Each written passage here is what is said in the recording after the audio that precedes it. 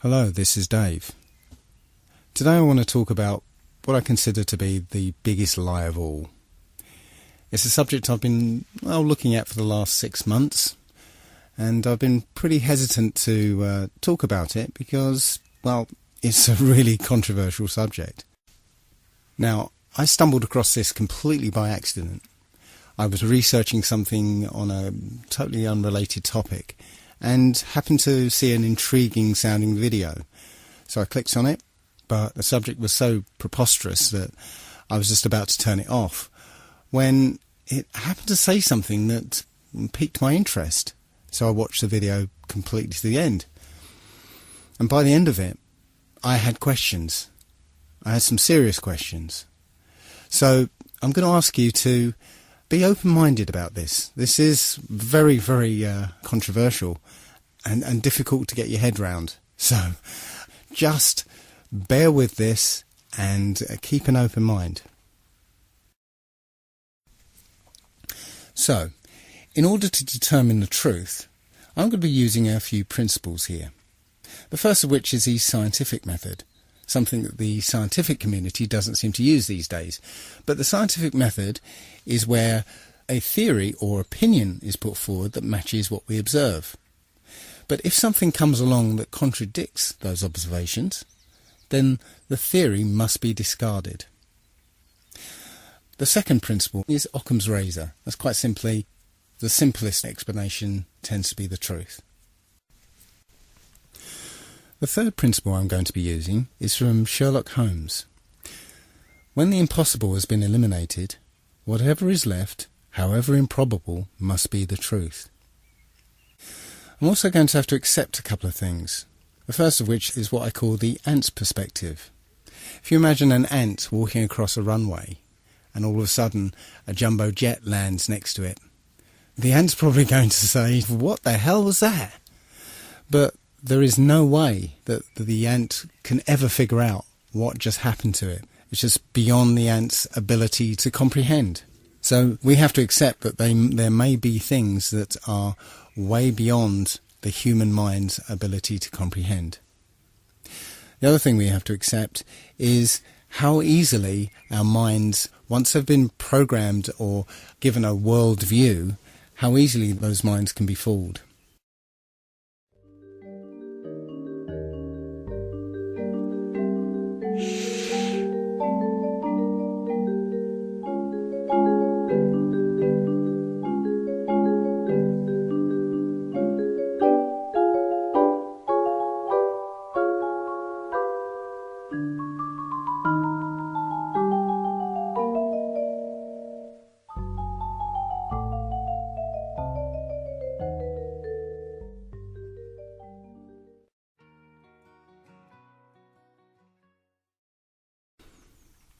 You started watching that video with a certain world view. After all, you know what a room looks like. But those preconceptions caused you to ignore some of the subtle cues that would have given the game away, such as the black rectangle underneath the chair, or the difference in colour between the cups, or even the strange angles of the picture on the wall. You believed a visual lie because your world view was so powerful that it blinded you to any evidence that contradicted it. The other thing I'd like to mention at this point is how easily we can be fooled by two-dimensional imagery. We've been trained and conditioned to suspend disbelief when we see certain two-dimensional imagery, such as photographs. A photograph is not reality. It's a photograph. And photographs can be altered and manipulated. Video is not reality. And here's some examples of that.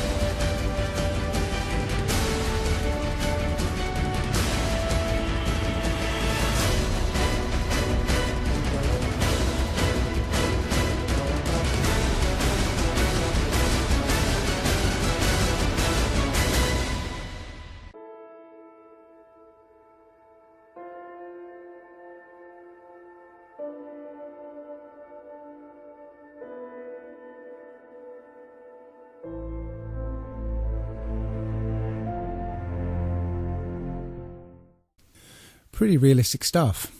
Point is, you can't automatically trust any two-dimensional imagery or media that's presented to you by the establishment. So let's get down to it then, shall we? This is apparently the truth of our world. We live on a spherical planet called Earth, spinning at 1,000 miles an hour on a 23.4 degree tilt. Now, I always thought it was 23.5 degrees, but as I researched into this, I found it was actually 23.4. That's 23.4 degrees away from vertical. Funnily enough, that leaves 66.6 degrees away from the horizontal. Interesting. So anyway, we're orbiting an ordinary star that is apparently 93 million miles away. The Sun itself is embedded in a galaxy of 100 billion stars, and that galaxy is one of trillions and trillions in an infinite and expanding void. And in the midst of that void, we are just an insignificant and unimportant microbe that arrived here by accident, that's crawling around on this speck of dust. Now, I know what you're thinking. Oh dear, he's turned into one of those flat earther people. But if you've ever discovered the truth behind all those things that have been labelled as conspiracy theories, you've been willing to set aside your preconceptions of the world to be able to accept a new and often terrifying version. This is no different, so please bear with me. The first thing that people will automatically say is, of course we live on a spherical Earth. We've got the photographic evidence, don't we? Well, strangely enough, when you try and search for a picture of Earth from space, you'll find surprisingly few of them. In fact, all of them, including this one, this is from NASA, it's called the Big Blue Marble. All of them are composites. NASA will freely admit to them being composite images or CGI or Photoshop. There's only one image that NASA will claim was shot from space, and it's this one. It's apparently shot from Apollo 17. But all of these images have problems.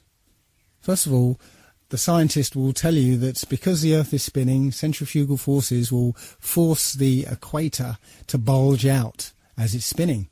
So the Earth is more of an oblate spheroid. But, funnily enough, all the images from space, supposedly, are perfect spheres. Also, one thing I noticed is that the colours of continents and the sea itself, they're very vivid. Now, when you look at anything at a distance, maybe if you look at some hills at the distance of 3 or 4 miles, you'll see that the colours are kind of washed out somewhat because of the atmosphere.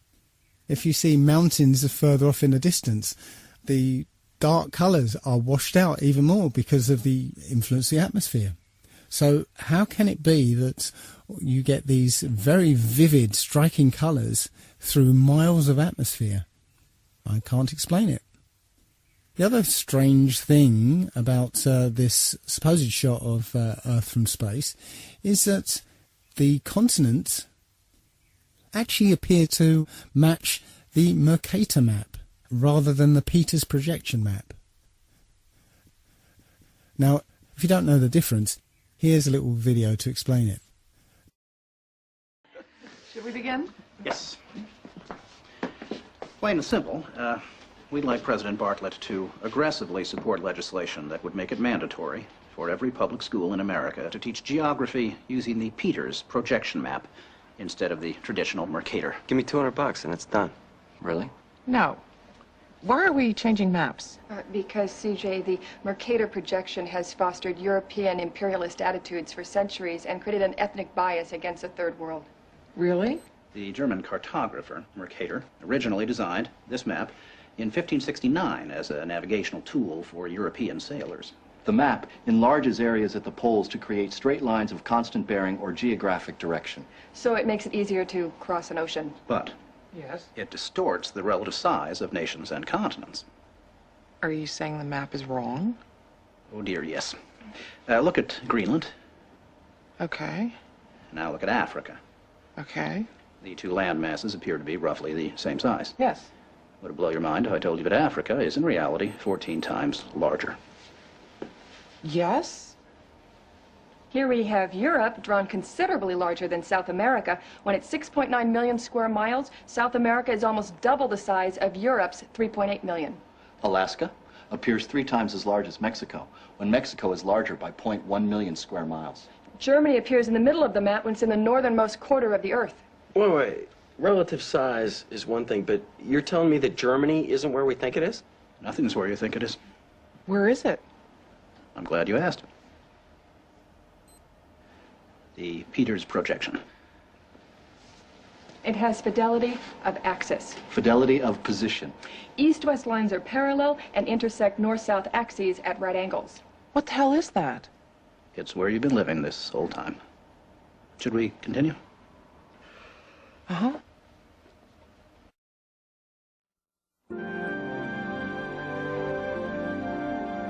So, you're probably wondering what all of this has to do with social equality. No, I'm wondering where France really is. Guys, we want to thank you very much for coming in. Hang on, we're gonna finish this. Okay. What do maps have to do with social equality, you ask? She asked. Salvatore Natoli of the National Council for Social Studies argues, in our society, we unconsciously equate size with importance and even power.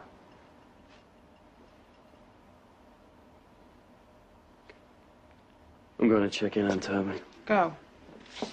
These guys find Brigadoon on that map. You'll call me, right? Probably not. Okay. When third world countries are misrepresented, they're likely to be valued less. When Mercator maps exaggerate the importance of Western civilization, when the top of the map is given to the northern hemisphere and the bottom is given to the southern, then people will tend to adopt top and bottom attitudes.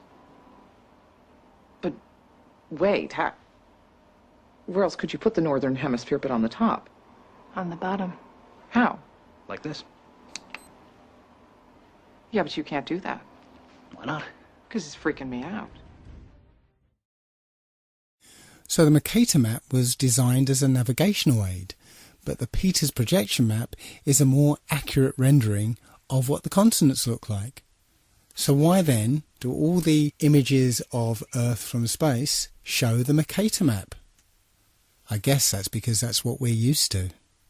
Even the one image that is claimed to be an actual photograph of Earth from space is called into question, simply because of a film that was released accidentally by NASA of Apollo 11 faking the very first picture of Earth from space. So let's have a look at that video. An old reel received by mistake. It contains the raw or unedited footage of the crew of Apollo 11, Michael Collins, Edwin Aldrin Jr. and Neil Armstrong, staging part of their mission for nearly an hour in living color, with exceptionally clear behind-the-scenes audio of conversations discussing the techniques used to achieve a disingenuous picture depicting the Earth at a distance, in order to falsely demonstrate their far journey from it and their ability to survive passing through the Van Allen radiation belts. It cannot be misconstrued that this staging was done for some other reason, for the reel itself is slated and dated July 18th, 19th and 20th, 1969, the very days of the mission when they were said to be approaching and achieving lunar orbit. Understand, too, that only about 20 seconds of this raw footage was ever broadcast to the public, and these conversations discussing their deception were believed to be private. Until now. Here they discuss that these television transmissions were in fact not broadcast live as everyone believed. They were first screened and edited for playback later. Roger, Neil. We just wanted a narrative such that we can, when we get the playback, we can sort of correlate what we're so much. Here they discuss the fact that they have turned out the lights and have blocked out sunlight from entering the spacecraft through the other windows, as to not cause any reflected light to fall onto the spacecraft's wall in the foreground. Okay, very good. Well, we shut out the sun coming in some of the other windows into the spacecraft, so it's looking through the number one window, and there isn't any reflected light. The reason this was done is so that the truth of the matter would not be revealed. It is this. Though the federal government would have you believe that this is a view of Earth from a distance out of the spacecraft's window as it nears the moon, it is not. What they have ingeniously done is placed the camera at the back of the spacecraft and centered the lens on a circular window in the foreground, outside of which it is completely filled with the Earth in low orbit. The circumference of the window then appears to be the diameter of the Earth at a distance, with the darkened walls of the spacecraft appearing to be the blackness of space around it.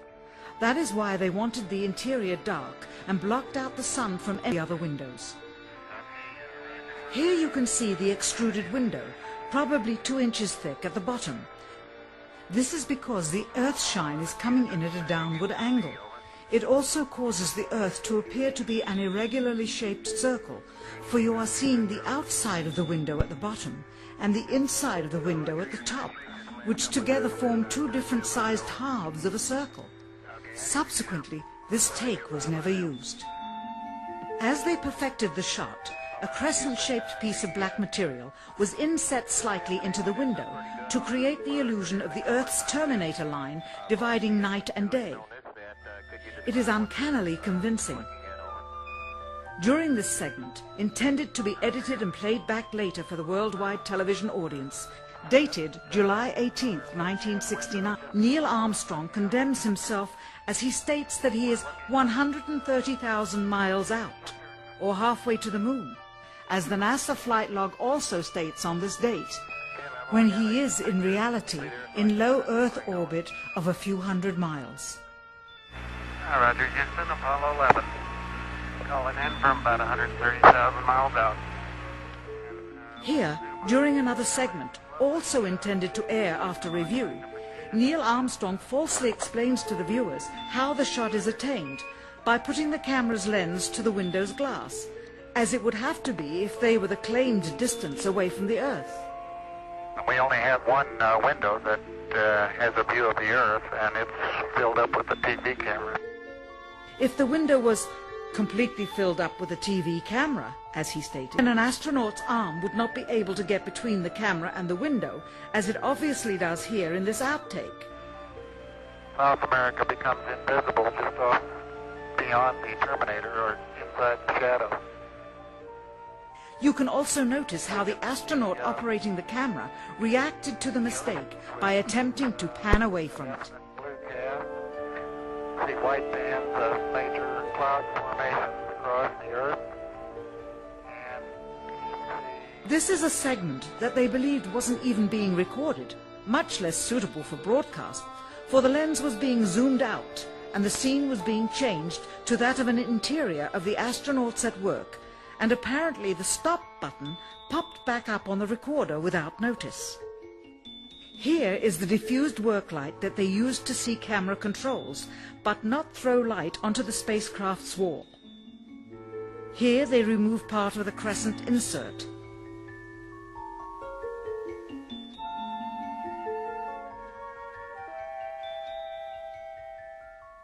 Finally, the iris is opened up to see the real location of the camera and the very bright and near Earth out the window. Here is the slate for the 19th of July, and the same shot of trickery on the 19th of July, and then the 20th, and the same misleading shot on the 20th. Later that evening, they were said to be walking on the moon. How can this be when they were in Earth orbit only 9 hours earlier, and the moon is some 3 days' journey? And you can see the full sequence on a documentary called A Funny Thing Happened on the Way to the Moon. That's one that I highly recommend you have a look at. But as for photographic evidence of a globe Earth, nope, it doesn't exist. Now let's take a look at Earth's supposed curvature. Many people point to Felix Baumgartner's recent record-breaking freefall jump and point to this picture in particular. It clearly shows a curvature of the Earth, but let's take a closer look at it. Well, it's quite obvious that a fisheye lens is used here. If you look at the shape of the capsule itself, those are usually built with fairly straight lines, and you can see the lines are very curved on the edge of this capsule. He took off from New Mexico, and the surface of the Earth looks like, well, it's one big large landmass, and that's New Mexico. I didn't realise that New Mexico took up so much of the Earth. It's clearly a fisheye lens. We know intuitively, if we stand on a beach with a panoramic view, that the sea is flat. It's flat at sea level, it's flat from the top of Mount Everest, it's flat from over 20 miles high. I got this image from another YouTuber. I can't remember the guy's name, but he's the one who goes, "Where is the curvature? Where? But it's a picture of the New York City skyline from over 40 miles away. He says it's 60 miles away, but I measured it on Google Earth. It's 40 miles away.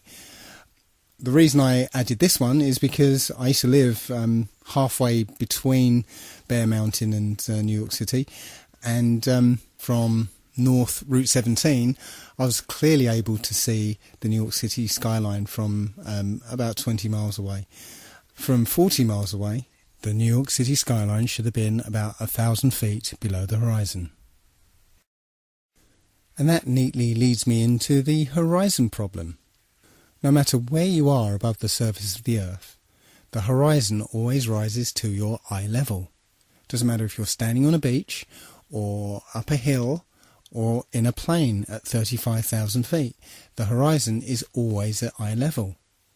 Well, that would be impossible on a spherical Earth, because the Earth would curve away from you, and so it would always appear below you.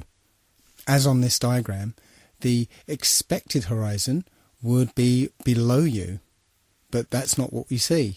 When you look out of a plane window, you always see the horizon at eye level.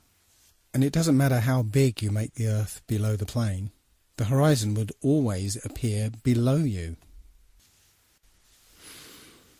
In 240 BC, a Jesuit named Eratosthenes, my apologies to any ancient Greeks among you, he calculated the Earth's circumference.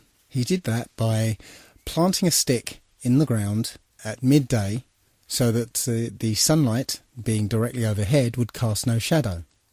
Simultaneously, about 400 miles away, somebody else planted the stick in the same way and found that the sunlight cast a shadow. So by taking a shadow length and knowing the distance between the sticks, you could theoretically work out the circumference of the Earth. Take note that this method requires that the sun be a long, long way away so that the light coming from the sun is all parallel. Just keep that in the back of your mind, because we'll come back to this later. However, it turns out that you'd get exactly the same results on a flat Earth if the sun were only 3,100 miles away and 34 miles across. Now, as crazy as that might sound, I just want you to keep that in the back of your mind, because we're going to come back to this as well. Perhaps the most famous experiment to disprove the idea of a curvature was performed by Samuel Rowbotham in the late 1800s. The Old Bedford Levels experiment was performed on a canal in Cambridgeshire, which is perfectly straight for 6 miles. What Rowbotham did was put a telescope 6 inches above the water at one end of the canal and had a friend row a boat to the other. The boat had a flag on it, and Rowbotham was able to see the boat and the flag along the entire length of the journey. Now, if the Earth were curved, the boat should have been 16 feet below the horizon at the other end of the canal. Plenty of other such proofs exist concerning landmarks that can be seen much further away than the curvature of the Earth would allow. The most notable would be the Notre Dame Antwerp spire, which stands about 403 feet high and 468 feet above sea level. But sea captains are able to see the spire with a telescope from an amazing 241 kilometres away. If the Earth were a globe, then the spire would be actually a whole mile below the horizon. The Earth has a curvature? I don't think so. So let's take a look now at the idea that the Earth is spinning. Our common sense intuition tells us that the Earth is motionless. We have senses that detect changes in velocity. Why is it then, if you've, say, always lived in England, where the velocity of the Earth there is something around, I think it's 700 miles an hour, and you get on a plane and fly down to the equator, where it's actually spinning at over 1,000 miles an hour, why is it that you don't feel dizzy and notice the change in velocity? Well, we'll ignore that. There are many theories that supposedly show that the Earth is spinning. But I want to concentrate on one such theory, which is that the motion of the stars prove that the Earth is spinning. This theory proposes that the stars are static, fixed and unchanging, and it's the Earth that's spinning around at 1,000 miles an hour, and that the axis of spin is pointing at a particular star called Polaris, the pole star. So, from an observer on the Earth, it appears that the stars are spinning around the star Polaris. Now, Polaris is something like 2 quadrillion miles away, and as far as we know, the polar axis has always pointed at Polaris. So, the first obvious question is, if the Earth is wobbling on its axis and moving around the Sun, and also being dragged along with the rest of the solar system, how can it remain perfectly aligned with a star that's 2 quadrillion miles away? Well, we'll put that aside for the moment and just concentrate on the motion of the stars. If you were to set up a camera pointing at Polaris in the night sky and leave it on a long exposure, you'd get a pattern of star trails around Polaris, supposedly reflecting the 1,000 mile an hour spin of the Earth. But wait a minute, isn't the Earth orbiting the Sun at 67,000 miles an hour? And come to think of it, isn't the Sun moving through the galaxy at 600,000 miles an hour? Then why is it the only motion we see is the slowest one, when the orbit around the Sun is 67 times faster than the supposed spin of the Earth, and the motion of the Sun, dragging the solar system behind it, is 600 times faster than the spinning of the Earth? Something doesn't add up. The point is, you wouldn't see these perfectly circular star trails. If you took into account all the other relative motions, you just wouldn't see these perfect circles. Where is the motion? Where? The simplest answer is the Earth isn't spinning or orbiting or being dragged. The Earth is fixed, and it's the stars that are moving.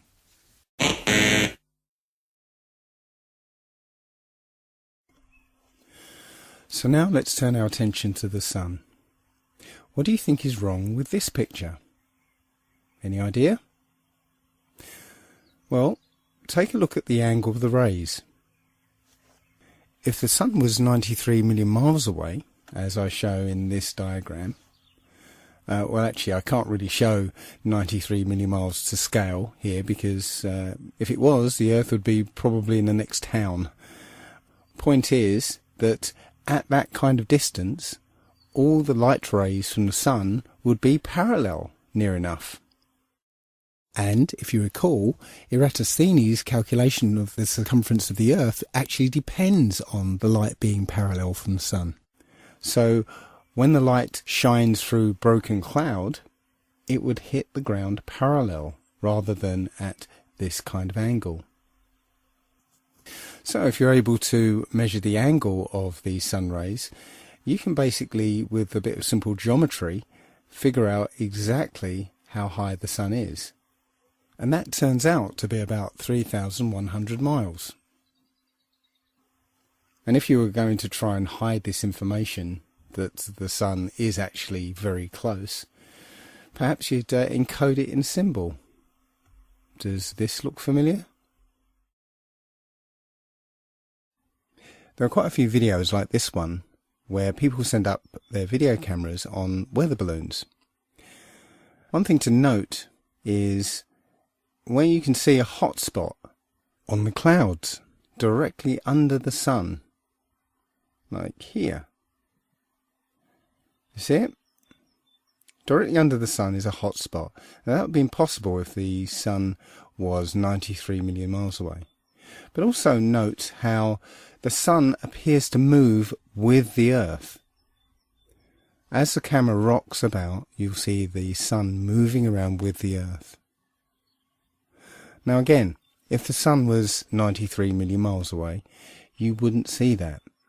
Just like if you were on a speeding train, the trees next to the track will whiz past you, but the mountains in the distance would, well, they'd hardly move. And if the sun was behind those mountains, the sun wouldn't move at all.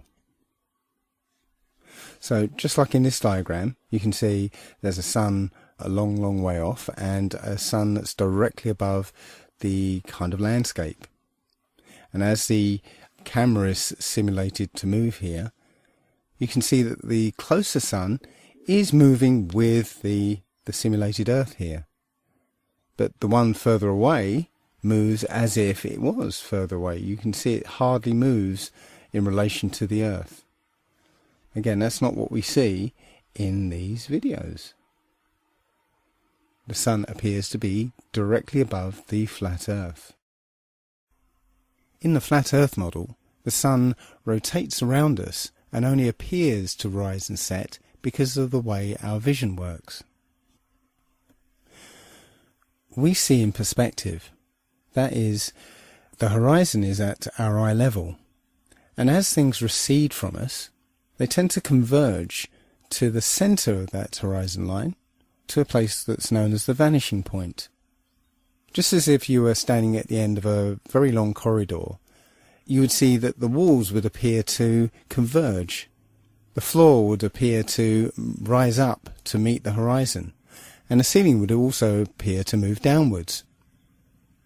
Of course, the walls and the ceiling are all parallel to each other, so they don't actually move anywhere, but it would just appear that way. And anything that lies beyond the vanishing point is effectively invisible to us. It's beyond the limit of our vision. The clouds in this picture are all at the same height, but the further they are away from you, the lower down in the sky they appear to be. And similarly, the further away the cloud shadows are on the ground, the higher up they appear to be.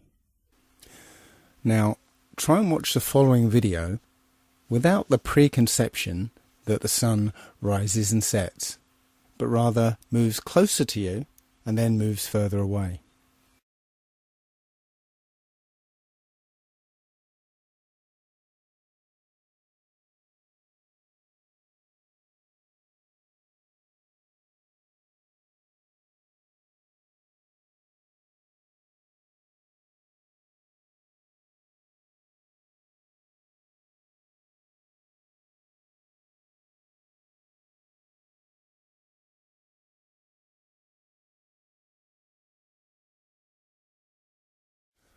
I'm afraid I can no longer take the idea that the sun is 93 million miles away very seriously at all.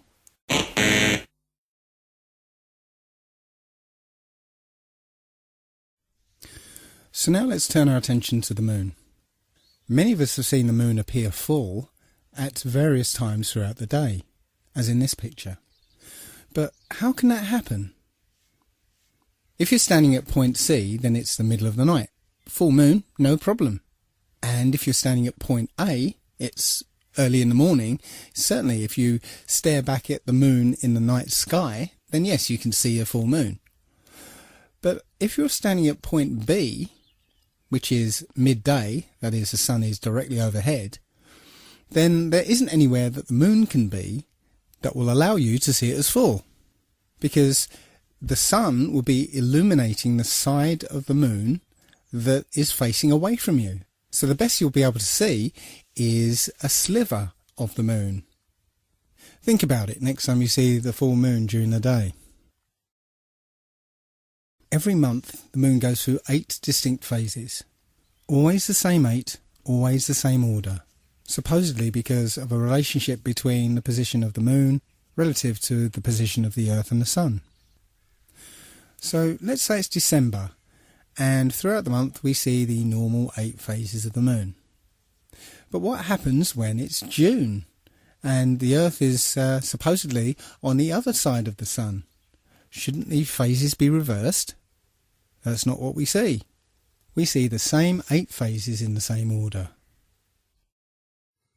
We are told that the moon is also spherical, but when we look at the moon, it seems to be lit uniformly over its entire surface.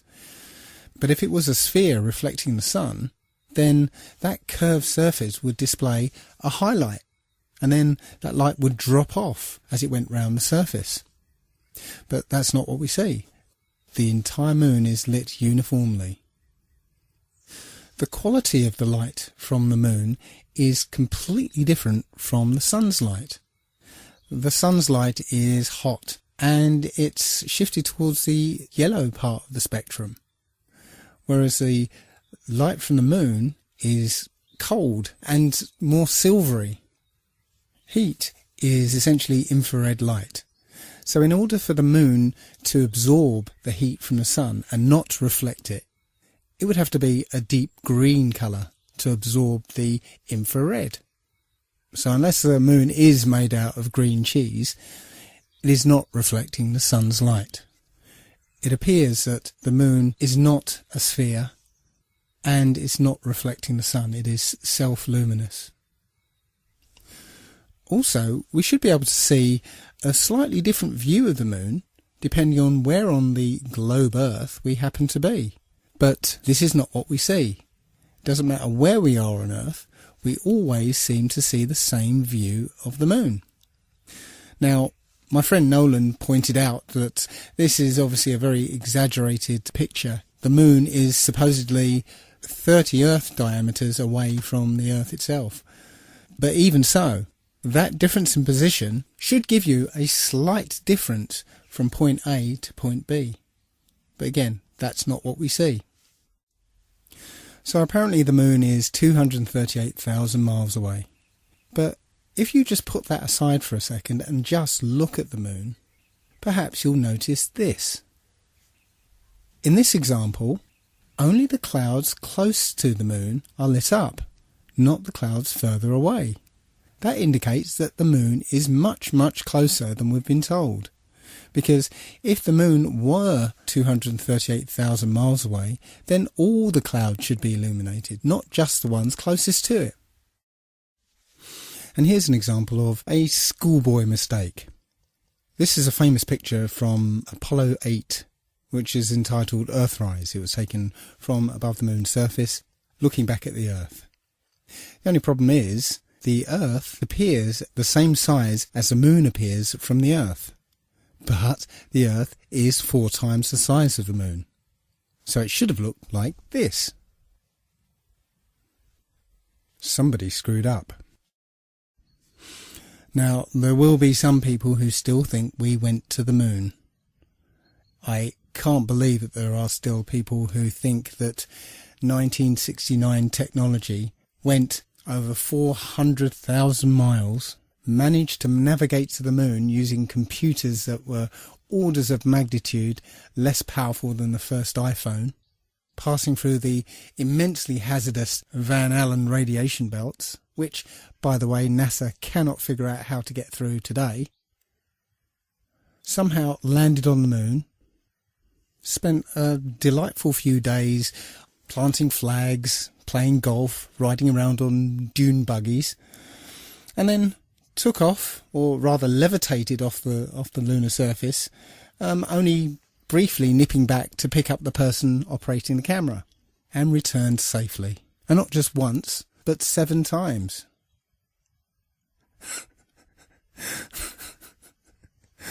It's a fantasy. The whole thing is a fantasy. Everything you saw supposedly on the moon was in a soundstage using Stanley Kubrick's perfected front projection technology. And I'm not going to spend much time. There's plenty of evidence to show that it was completely faked. It was complete fantasy.